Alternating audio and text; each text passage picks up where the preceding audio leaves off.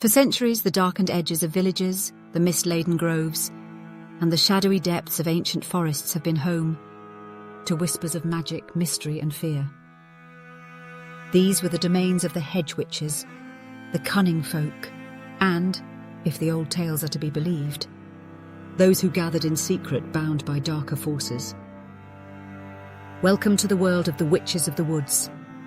The hedge witch was a solitary figure, dwelling at the fringes of society, quite literally beyond the village hedge.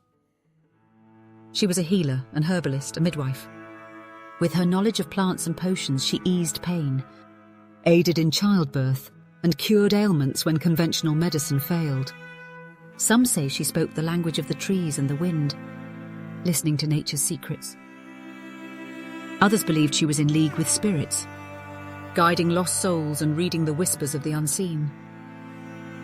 Unlike the witches of folklore who were said to call upon dark forces, hedge witches were white magicians and herbalists. They passed their knowledge down through generations.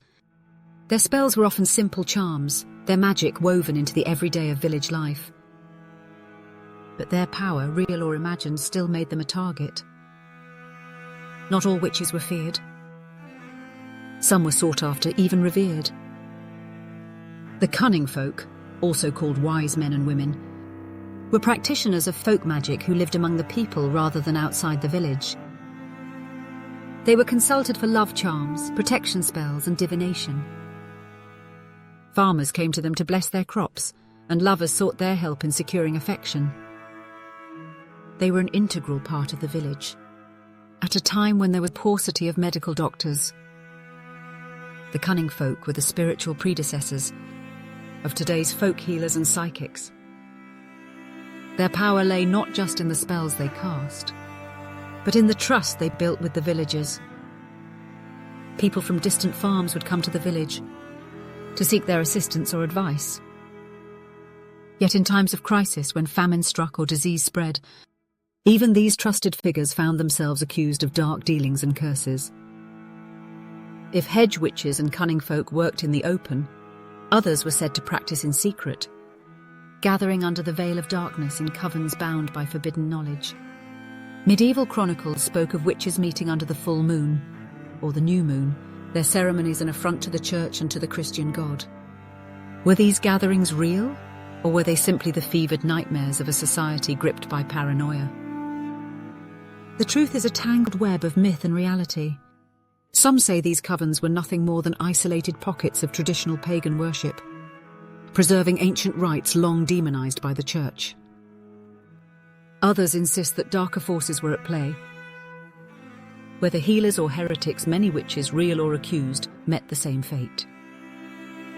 The witch hunts of Europe and the American colonies saw hundreds of thousands executed for their supposed ties to the devil.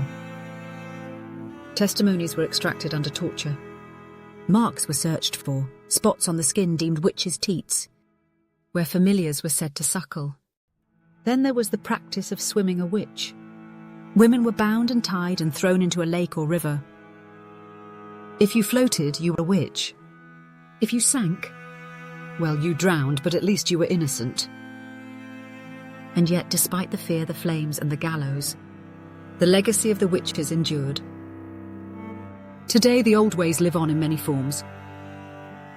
Modern Wiccans and neo-pagans reclaim the title of witch as a symbol of empowerment and connection to nature.